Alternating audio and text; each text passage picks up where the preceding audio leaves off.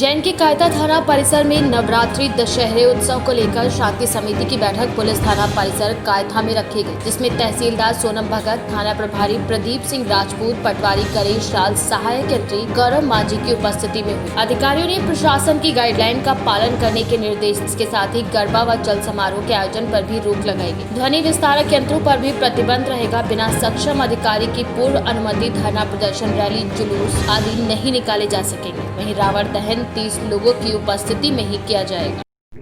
देखिए, आगामी आने वाले त्योहारों के संबंध में श्रीमान जिलाधीश महोदय उज्जैन जी के द्वारा जो भी दिशा निर्देश कोविड-19 की रोकथाम से संबंधित गाइडलाइन को ध्यान में रखते हुए दिए गए हैं, उनके संबंध में आज थाना परिसर कायथा में शांति समिति की बैठक का आयोजन किया गया था। इसमें हमने यही बताया है कि आगामी समय में जो दुर्गा उत्सव समितियां हैं, दुर्गा उत्सव में चूँकि पांडाल 30 गुना 45 लगभग फीट का ही निर्माण कर पाएंगे और जो समितियां परंपरागत रूप से दुर्गा माता जी की मूर्ति स्थापित करती रही वही करेंगी और स्थापना के पश्चात विसर्जन के लिए जो स्थानीय निकाय है, संबंधित क्षेत्र के ग्राम पंचायत, उनके माध्यम से निश्चित की गई विसर्जन स्थल पर ही विसर्जन किया जाएगा। मैम, डीजे वगैरह, जुलूस वगैरह कोई भी नहीं, इनके लिए चूँकि पूर्व से प्रतिबंध के आदेश चले आ रहे हैं तो हमें इन आदेशों का पालन अभी भी करना है। उज्जैन से केकेडी न्यूज संवाददाता अजय नवरंग की रिपोर्ट।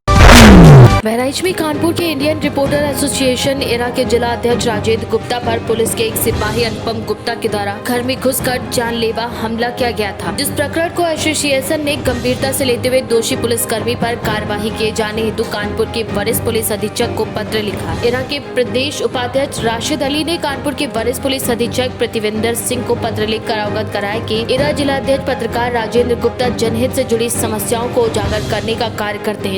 इस कारण पुलिसकर्मी अनुपम गुप्ता उनसे रंजिश रखते हैं और उसी रंजिश के चलते सिपाही ने उन पर अपने पुलिसकर्मियों के साथ मिलकर हमला कर दिया। इस दौरान पुलिसकर्मी अनुपम गुप्ता द्वारा पत्रकार से मुकदमा वापस लेने के लिए बराबर दबाव भी बना रहे, जिस पर जल्द से जल्द कार्यवाही की मांग की गई। शुभ नाम क्या है और इंडियन रिपोर्टर एसोसिएशन में किस पोस्ट पे तैनात हैं? मेरा नाम राशिद अली है। मैं Indian reporter association Uttar Pradesh का प्रदेश उपाध्यक्ष और कार्यवाहक अध्यक्ष हूँ। सर, अभी हाल ही में ये जो कानपुर के इंडियन रिपोर्टर एसोसिएशन जिला अध्यक्ष राजेंद्र गुप्ता के ऊपर घटना घटित हुई है, इसका पूरा प्रकरण क्या है? इसका प्रकरण ये है कि राजेंद्र गुप्ता जो है एक ईमानदार और सच्चे पत्रकार हैं। वो प्रतिदिन की तरह कवरेज करके अपने घर को वापस हुए तो उनसे किसी बात से पुरानी रंजिश रखने वाला एक उत्तर प्रदेश पुलिस का सिपाही, जिसका नाम अनुपम गुप्ता है, वो अपने 5-6 लफंगे साथियों के साथ में उनके घर पर चला आया और घर में घुसकर राजेंद्र गुप्ता को बुरी तरीके से मारने पीटने लगा। उसका पूरा प्रयास राजेंद्र गुप्ता को जान से मारने का था, मगर किसी प्रकार से राजेंद्र गुप्ता ने अपने आप को बचाया और फिर स्थानीय थाना कल्याणपुर को इसकी सूचना दी। कल्याणपुर थाने की पुलिस ने इस संबंध में राजेंद्र गुप्ता का मेडिकल कराया और फिर जो है पुलिस के सिपाही अनुपम गुप्ता के विरुद्ध हल्की धाराओं में एनसीआर दर्ज करके पत्रकार को बहलाने का काम किया है। सर, क्या कार्रवाई चाहते हैं आप?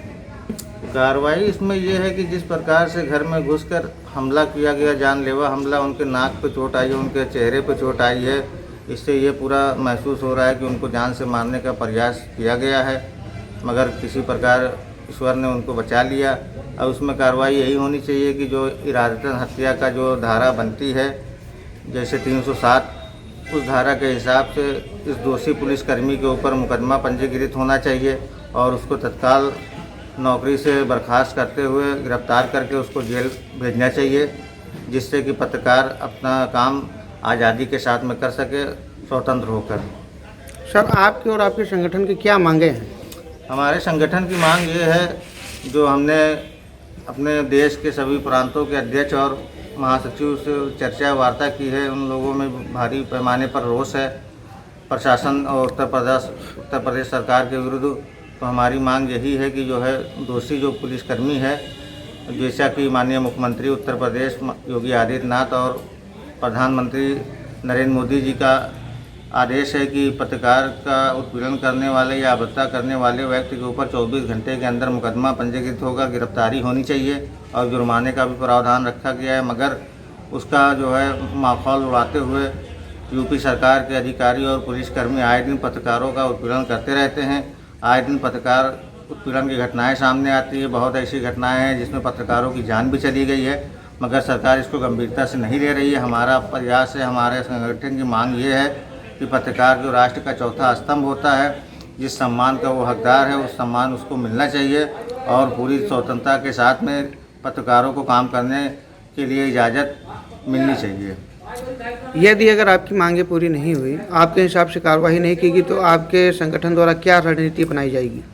कल मेरे द्वारा कानपुर नगर के डीआईजी डॉक्टर प्रतिविंदर सिंह को पत्र भी लिखा गया है और उनसे गुजारिश की गई है कि सख्त से सख्त कार्रवाई वो इस मामले में करें। अगर शीघ्र ही एसोसिएशन द्वारा की गई मांग पर सख्त कार्रवाई नहीं की जाती है तो हमारे जो अन्य प्रांतों के हमारे कार्यकारिणी के सदस्य हैं, हमारे पदाधिकारी हैं, वो सब अपने अपने जनपदों में विरोध प्रकट करने के लिए जिलाधिकारी के माध्यम से एक एक मांग पत्र राज्यपाल महोदय को भेजेंगे और अगर उसके बाद भी कार्रवाई नहीं होती है तो हमारे देश में जो लाखों की तादाद में एसोसिएशन के पदाधिकारी हैं वो कानपुर के लिए कूच करेंगे और कानपुर में आकर थाना कलियारपुर इलाके में जोरदार प्रदर्शन पुलिस के विरुद्ध करेंगे और यूपी सरकार के खिलाफ भी प्रदर्शन करने को मजबूर हो जाएंगे।